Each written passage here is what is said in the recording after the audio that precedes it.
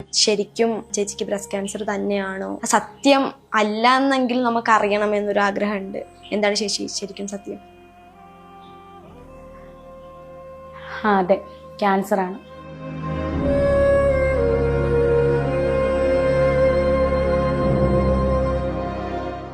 സത്യം പറഞ്ഞാൽ ഞാനിങ്ങനെ വന്ന് കരയണ്ട എന്നോർത്ത് തന്നെയാണ് ഞാൻ നിങ്ങളെ വിളിച്ചു വരുത്തിയതും.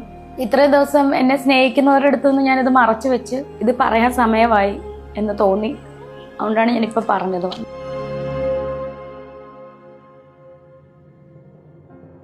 കുറച്ച് മോശമാണ്. ബ്രസ്റ്റിൽ നിന്നത് കഷത്തിലേക്ക് വ്യാപിച്ചു, ലിംഫ് നോഡ് വഴി ഹാർട്ടിൻ്റെ മസിലിലോട്ട് ചെറുതായിട്ട് വ്യാപിച്ചു, ലങ്സിലോട്ട് വ്യാപിച്ചു. അങ്ങനെ സ്റ്റേജ് 3 കഴിയാറായി. അങ്ങനെ ഒരു സ്റ്റേജിലാണ് ഇപ്പം കടന്നത്. Hi, hello. ഇന്ന് ആദ്യമായിട്ടാണ് ഞാനൊരു ഇച്ചിരി ലോങ് ആയിട്ടുള്ളൊരു വീഡിയോ ഇടുന്നത്. ഞാൻ ഷോർട്സ് മാത്രമേ അപ്ലോഡ് ചെയ്യാറുള്ളൂ. ആദ്യമായിട്ടാണ് ഇച്ചിരി ലോങ് ആയിട്ടുള്ളൊരു വീഡിയോ ഞാൻ ചെയ്യാമെന്ന് വിചാരിക്കുന്നത്.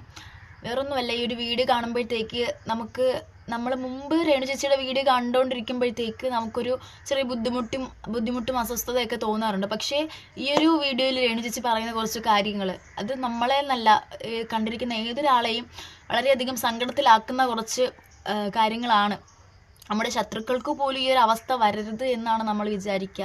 നമ്മുടെ ശത്രുക്കൾക്കായാലും നമ്മുടെ മിത്രങ്ങൾക്കായാലും ഈ ഒരു അവസ്ഥ വരരുത് എന്നാണ് നമ്മൾ വിചാരിക്കുക. പക്ഷേ നമ്മുടെ സോഷ്യൽ മീഡിയ അത്രയും തരംഗം സൃഷ്ടിച്ചുകൊണ്ടിരുന്ന രേണു ചേച്ചിക്ക് ഈ ഒരു അവസ്ഥ വന്നെന്നറിയുമ്പോഴത്തേക്ക് എന്തെന്നില്ലാത്തൊരു ചെറിയൊരു സങ്കടം നമുക്ക് എല്ലാവരുടെ ഉള്ളിലും ഉള്ളതാണ്.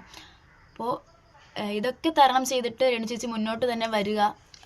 അതിനുള്ള കഴിവും ഭാഗ്യവും എല്ലാം തന്നെ ദൈവം തരട്ടെ. ലൈഫിൽ അത്രയധികം സ്ട്രഗിൾ അനുഭവിച്ച് ഒരുപാട് കഷ്ടതകൾ അനുഭവിച്ച് സുധിച്ചേട്ടൻ്റെ മരണത്തിന് ശേഷമായാലും വീട് നോക്കാനായാലും അതുപോലെ എല്ലാ അവസ്ഥകളിലും ഒരുപാട് കഷ്ടതകൾ അനുഭവിച്ച് ഇതുവരെ എത്തി നിൽക്കുന്ന രേണു ചേച്ചിയെ നമ്മൾ ഇതുവരെ കണ്ടിട്ടുള്ളൂ.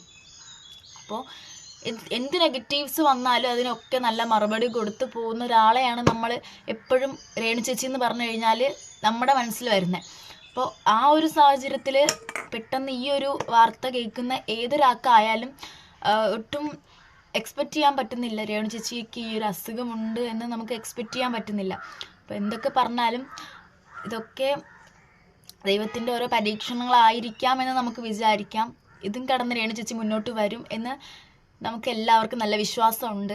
അതുപോലെ തന്നെ ഉണ്ടാവട്ടെ. ഒരുപാട് നെഗറ്റീവുകൾക്ക് പകരം ഇനി ഒരുപാട് പ്രാർത്ഥനകൾ ഉണ്ടാവട്ടെ. ഋതപ്പൻ്റെ കാര്യമായാലും ചേച്ചി പറഞ്ഞു, ഋതപ്പൻ്റെ കാര്യമാണ് കുറച്ചും കൂടെ കഷ്ടത്തിലാവുന്നത്.